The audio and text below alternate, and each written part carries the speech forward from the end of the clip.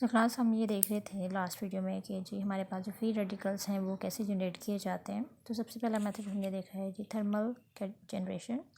Thermal generation में आपके पास एक मॉडरेट टेम्परेचर पे ऐसे कंपाउंड जो पहले से ही आपके पास वीक बॉन्ड्स रखते हैं उनकी डिसोसिएशन होती है और आपके पास वो ब्रेक डाउन होते हैं, फ्री रेडिकल्स जनरेट होते हैं। फॉर एग्जांपल कोई भी पायरेसिड हो सकता है। जब हम इनको ब्रेक डाउन करेंगे तो जो कंपाउंड बनेगा वो फ्री रेडिकल मैकेनिज्म में होगा। ऑक्सीजन और ऑक्सीजन की जो बॉन्ड डिसोसिएशन एनर्जी है वो तकरीबन 155 किलो जूल है, इसलिए ये बॉन्ड टूट जाता है इसे। Another one is chlorine. Chlorine की जो बॉन्ड डिसोसिएशन एनर्जी है वो आपके पास 238 है और ये भी यूटिलाइज़ करके हम इसको फ्री रेडिकल्स में कन्वर्ट कर सकते हैं। इसके अलावा हम थर्मल जनरेशन के ज़रिए ऐसे कंपाउंड्स भी डिसोसिएट कर सकते हैं जो आफ्टर होमोलिटिक क्लीवेज आपके पास प्रोडक्ट में एक स्टेबलाइज्ड और स्ट्रॉन्गली बॉन्डेड प्रोडक्ट दें। यूजुअली जो इसकी एग्जांपल है आपके पास है वो जी AIBN। ये बेसिकली आपके पास क्या है, एजो आइसो बिस ब्यूटाइरोल नाइट्राइल ग्रुप। ठीक है, इस कंपाउंड में हमारे पास क्या होता है, हमारे पास एक ग्रुप मौजूद है, दिस इज़ AIBN। इसमें आपके पास एक एजो ग्रुप होता है और आपके पास सियानो ग्रुप 2 अटैच हैं। इसमें होमोलिटिक क्लीवेज होती है। नाइट्रोजन और कार्बन का जो बॉन्ड है वो होमोलिटिकली क्लीव होता है। हर एटम अपना अपना इंडिविजुअल इलेक्ट्रॉन ले लेता है होमोलिटिक क्लीवेज के थ्रू। तो जो आपके पास चीज़ बनती है वो जी कुछ इस तरह से बनती है। जो नाइट्रोजन सेंटर में होते हैं उनके पास 2 इलेक्ट्रॉन्स होते हैं, ये आपस में बॉन्ड बना के यहाँ पे N ट्रिपल बॉन्ड की फॉर्म में या N2 की फॉर्म में रिलीज़ हो जाते हैं। इसके अलावा अगर आप अपनी नोट्स में देखें तो आपके पास इस तरह की बहुत सारी एग्जांपल्स आएंगी जो मौजूद हैं। जैसे आपके पास पर ऑक्सी ऑक्सलेट्स हैं, इसमें आपका बॉन्ड टूटेगा दी फ्रॉम दैट साइड। ठीक है, तो यहाँ पे 2 कार्बन डाइऑक्साइड के मॉलिक्यूल रिलीज़ हो सकते हैं। इसी तरह आपके पास एग्जांपल में आगे आपके पास है दिस नाइट्राइल कंपाउंड।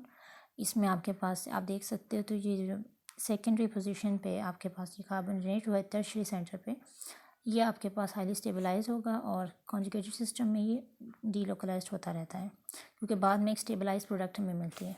इसके अलावा आपके पास है डाई बेंजोइल पेरोक्साइड। इसमें भी ऑक्सीजन का रिमूव हो, ऑक्सीजन बॉन्ड टूटता है और जो हमारे पास बाद में चीज़ बनती है उसमें जो ये फ्री रेडिकल जनरेट होता है ये रेजोनेंस स्टेबलाइज स्ट्रक्चर में प्रोवाइड करता है।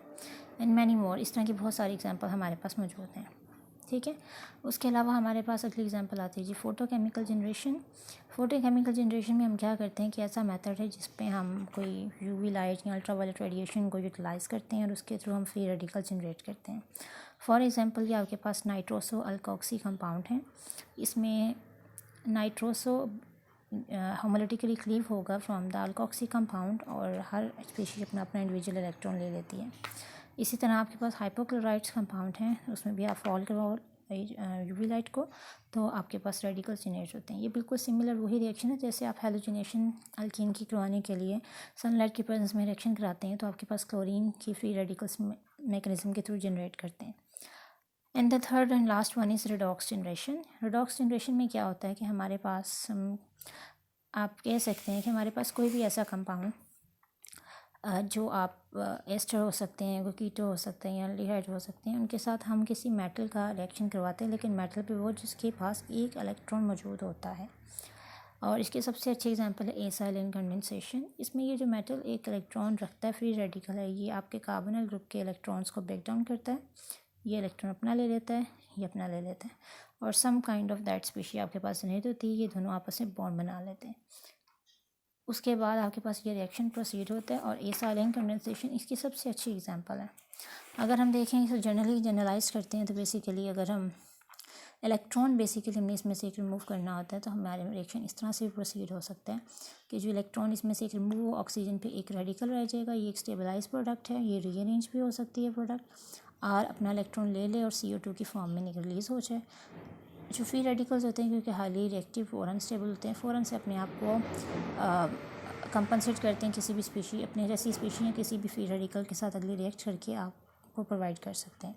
तो इस तरह के बहुत सारी रिएक्शन हमारे पास अवेलेबल हैं। आपको पेज नंबर 525 पे आप उसमें एग्जांपल और भी देख सकते हैं। तो लेकिन हमारे पास ये 3 मेथड हैं जिसके थ्रू हम जनरेट करते हैं। तो अगर कभी कोई क्वेश्चन पूछे कि how can you generate free radicals, तो आप ये 3 मेथड थर्मोलिटिक जनरेशन, फोटोकेमिकल इलेक्ट्रोलिसिस या रिडॉक्स जनरेशन कह सकते हैं। And next one is structure and stability. अगर हम देखें इसकी फ्री रेडिकल की, तो बेसिकली ये ऑलमोस्ट सिमिलर टू कार्बन के टाइम्स होते हैं। sp2 हाइब्रिडाइजेशन होती है। सिर्फ दोनों में सबसे मेजर डिफरेंस ये होता है कि इसके पास एक वैकेंट ऑर्बिटल भी होता है, जबकि इसके वैकेंट ऑर्बिटल नहीं होता, उसके पास एक और इलेक्ट्रॉन मौजूद होता है। और अगर हम बात करें स्टेबिलिटी की, तो स्टेबिलिटी में यही है कि जो हाईली सब्स्टिट्यूटेड जो प्रोडक्ट होते हैं वो रेडिकल ज़्यादा स्टेबलाइज्ड होते हैं। Tertiary is more stable than secondary and then primary one. और अगर हम बॉन्ड डिसोसिएशन एनर्जी को स्टडी करते हैं, तो जैसे जैसे हमारे पास अल्काइल ग्रुप का इजाफा होता जाता है, बॉन्ड डिसोसिएशन एनर्जी जो है वो कम हो जाती है। ठीक है। और बॉन्ड डिसोसिएशन एनर्जी आपके पास इस तरह देखिए, आप देख सकते हैं CH3H, ये आपके पास मीथेन है। अगर इसके एक H को रिप्लेस करके हम R ग्रुप लगा देते हैं तो उसकी एनर्जी आप देख सकते हो आहिस्ता आहिस्ता आहिस्ता रिड्यूस होती जा रही है। ठीक है। तो ये सारी कुछ चीज़ें ऐसी हैं जो आपके इसमें शामिल हैं स्टेबिलिटी को देखते हुए। और उसके बाद हम देख लेते हैं इसके रिएक्शंस को। अच्छा, इसके बाद हमारे पास है जी फ्री रेडिकल के रिएक्शंस होते हैं, उसके कुछ इंपॉर्टेंट फीचर्स हैं जो आपको पता होना चाहिए before we start the reactions. तो सबसे पहले जी मोस्ट फ्री रेडिकल्स जो होते हैं वो गैस फेस में करवाए जाते हैं। ठीक है। रेडिकल रिएक्शंस जो होते हैं, रेडिकल रिएक्शन जनरली किसी BH3 बेस कैटलिस्ट से इन्फ्लुएंस नहीं होते हैं। केटाइन और anion radicals generally are not influenced by the electron donating और इलेक्ट्रॉन रिच विदड्राइंग सब्स्टिट्यूशन। इन डोनेटिंग और विदड्राइंग ग्रुप का इस पर कोई इफेक्ट इतना हमें नज़र नहीं आएगा। And fourth one is and last one is radical reactions are frequently chain reaction. Mostly जितने भी ये रिएक्शन होंगे ये चेन रिएक्शंस होते हैं, मतलब आपका एक रेडिकल जनरेट होता है, वो आगे किसी और एक रेडिकल को जनरेट करते हैं, सो ऑन, इस तरह काम चलता रहता है। तो ये 4 आपके पास पॉइंट्स हैं इसके।